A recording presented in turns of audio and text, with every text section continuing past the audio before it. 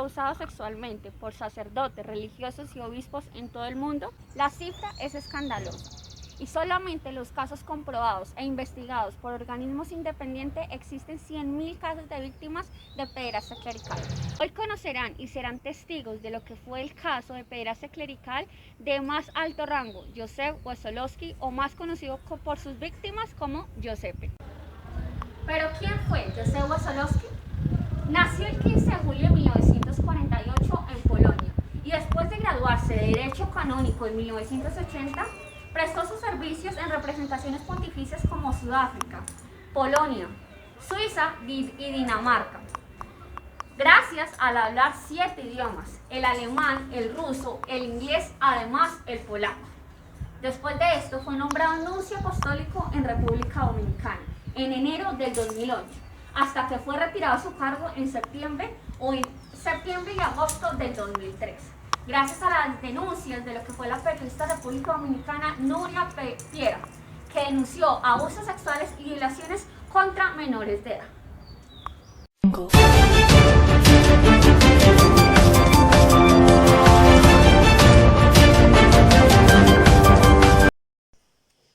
Buenos días. Juicio sin precedentes. Juicio que tuvo los ojos del mundo en el Vaticano. Por primera vez en la historia era enjuiciado un alto jerarca de la Iglesia, Józef Wesolowski, un nuncio apostólico o nuncio papal, representante diplomático de la Santa Sede en la República Dominicana. Y una de sus funciones era mediar en conflictos y proteger a minorías perseguidas. Me siento en vuestro país como en mi propia querida casa. Confío esta misión y a la Virgen de Altagracia y pido a Dios por el pueblo dominicano, dijo el nuncio a su llegada al país. Y sí, la imagen que veían los dominicanos cuando iban a misa era un arzobispo proclamando su fe, hablando de la palabra de Dios y bendiciendo a grandes y pequeños. Lo que muchos no sabían era lo que estaba pasando cuando el hombre se quitaba la sotana. Presuntos abusos sexuales de menores, posesión de pornografía infantil y orgías. Y sí, digo presuntos porque falleció sin ser declarado culpable. Muerte que entristece, pone fin al juicio y dificulta cualquier intento de las víctimas de una indemnización por parte de la Santa Sede. Sacude a República Dominicana y a los padres que pedían justicia, pues fue hallado muerto en su habitación y muere siendo inocente. Nunca se demostró su proceso.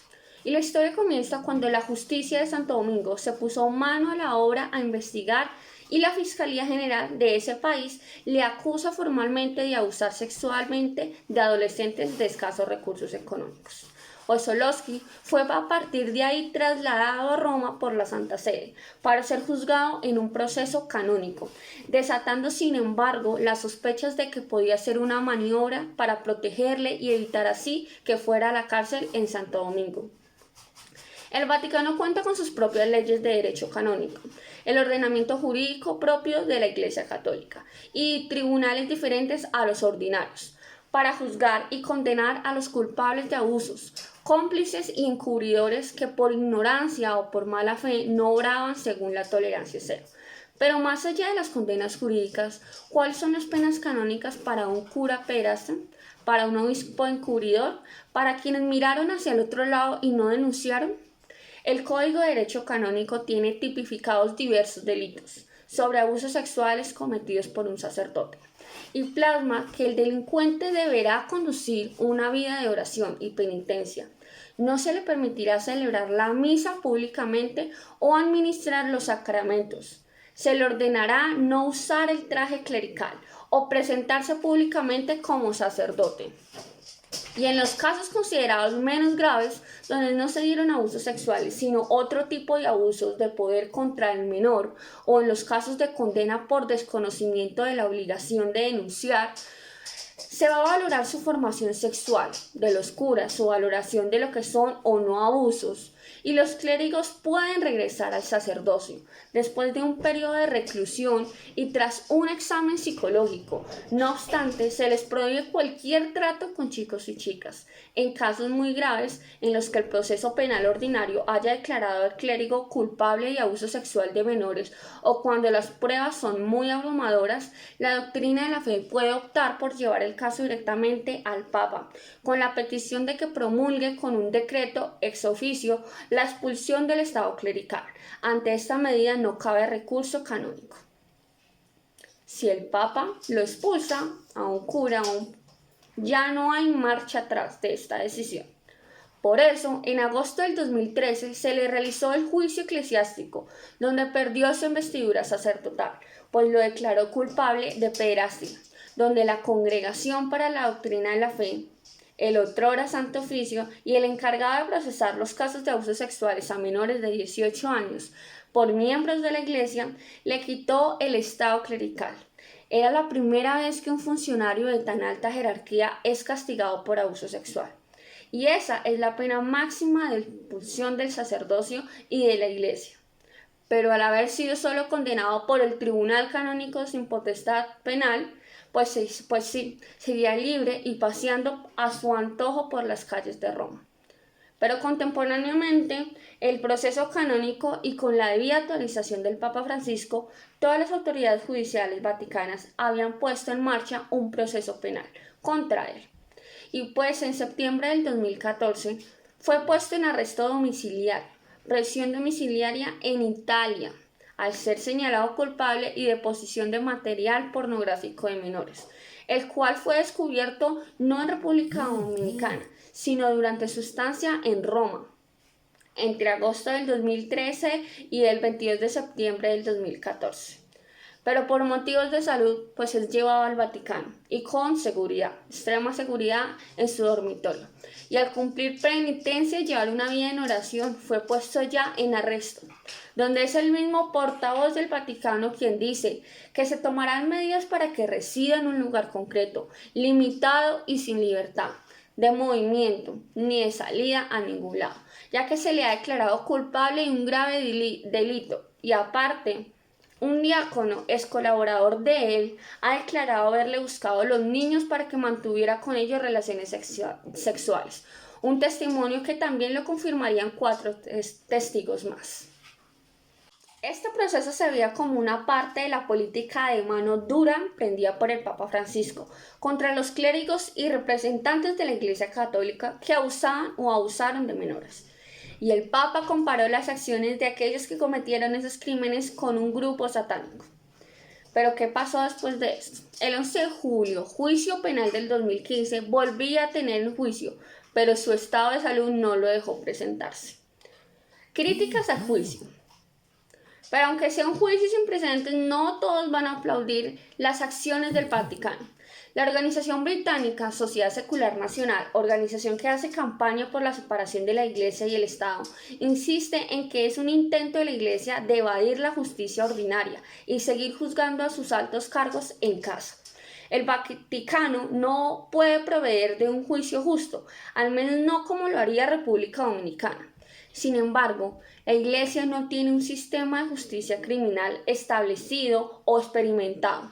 La objetividad de cualquier juicio está en duda cuando el Estado, y es en esencia la misma Iglesia, y es inconcebible que montones de testigos o un fiscal del Estado de República Dominicana y un representante legal de las víctimas vayan o acudan al Vaticano.